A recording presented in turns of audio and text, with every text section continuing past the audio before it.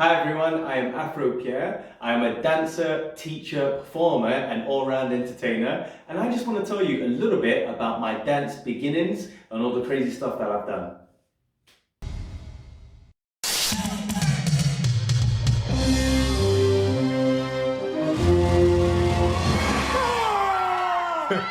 Urban Jokers.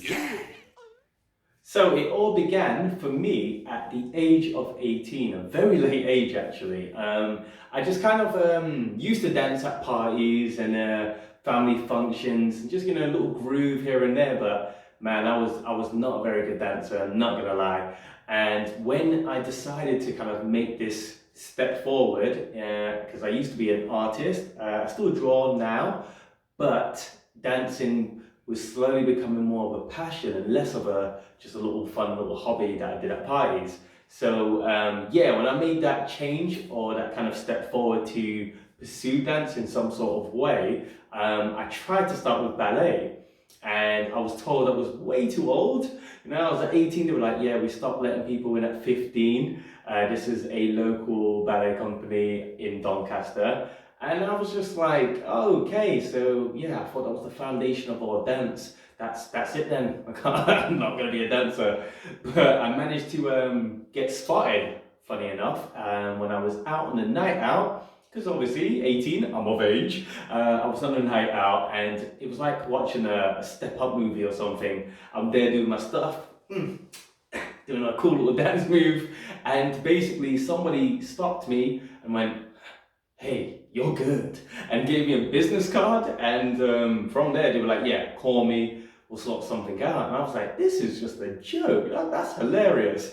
I did actually call that number, had a meeting, and funny enough, it was nothing to do with dance. It was actually they were looking for people to join their modeling agency, their kind of course. You have to pay some money and you do a 6-week course, you become a model. So I thought maybe this is my kind of way into dance in some sort of way, because the lady that actually ran it and gave me the card, she owns a dance studio and a modeling agency. So actually it was in some sort of way the beginning of me trying to pursue dance.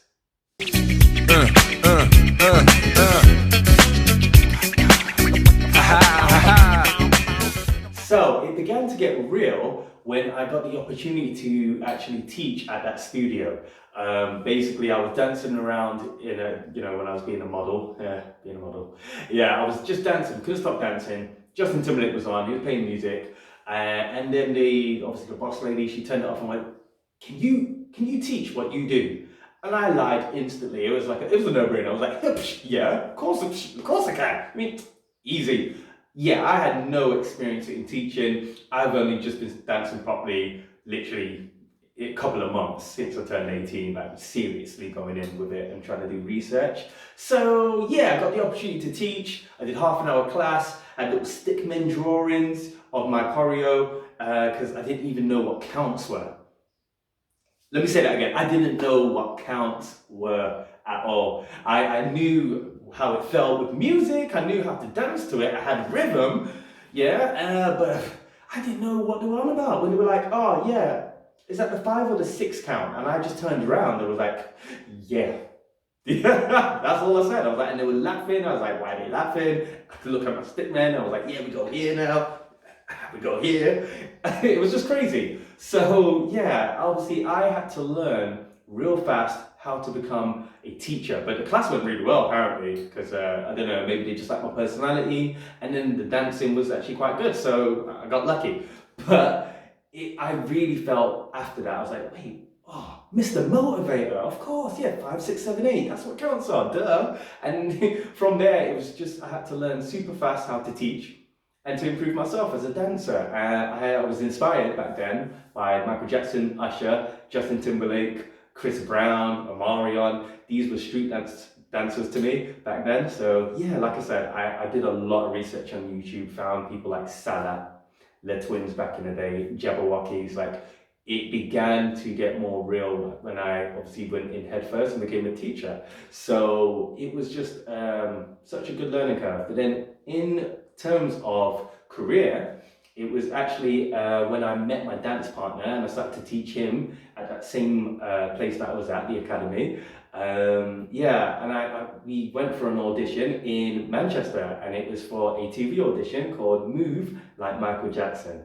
Now, this was a big, big thing. We found out in the newspaper, people were trying to tell us about it as well, like a few of our friends.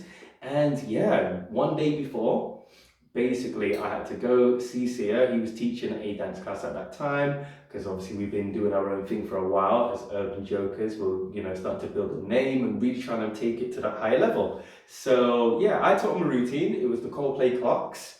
And yeah, the next day, we only had an hour and a half. And then the next day we went straight to Manchester to do this audition, and it was crazy. It was so surreal, meeting loads of different people, all different styles, and we all had the same passion and love for like Michael Jackson and his music and everything else.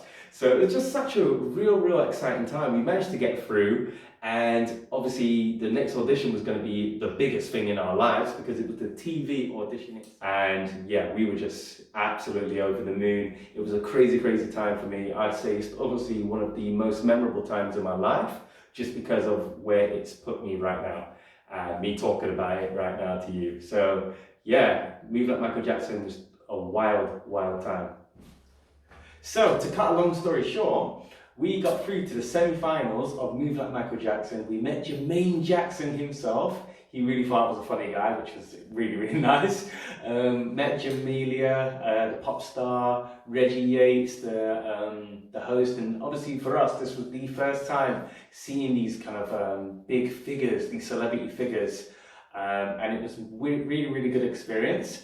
But because of all of that, we managed to take our career to the next level, and we were offered loads of work and jobs off of the back of it. We were traveling in and out of London and doing crazy kind of auditions for TV commercials, such as the FIFA football commercial, which was FIFA 11, I want to say. And we met Iniesta, amazing Barcelona football player back in the day, Rooney, Kaká, all these different figures, which was again such a surreal thing. But this is what it's all about. It can take you on a journey, and if you do love dance, you have a passion for it and want to entertain, you're in the pocket, because you can see these, you can get there really, basically, is what I'm trying to say.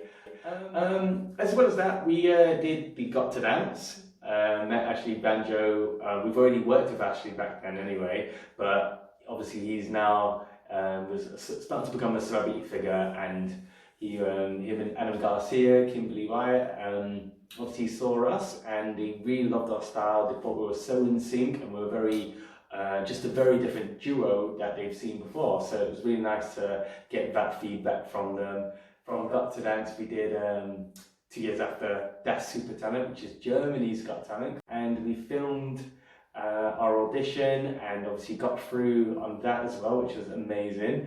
And it was funny because we had to try and learn some German, which no, I was terrible. And it was actually Sia who messed up his words. He was like, he had no idea what he was doing, and I thought he had it covered, but yeah, which was good. From that, I created my own team and crew. I've made a few actually over my lifetime, Remix Monkeys being one, and Twisted Poets being another. Obviously at the same time I was teaching across the UK and different parts internationally. It was just, it's such a fun, humbling thing. Even just talking back right now to you. So yeah, I just want to say, if you do want to dance and you do love to dance and you feel like you could see yourself doing this as a career, I would actually say do it. Just do it.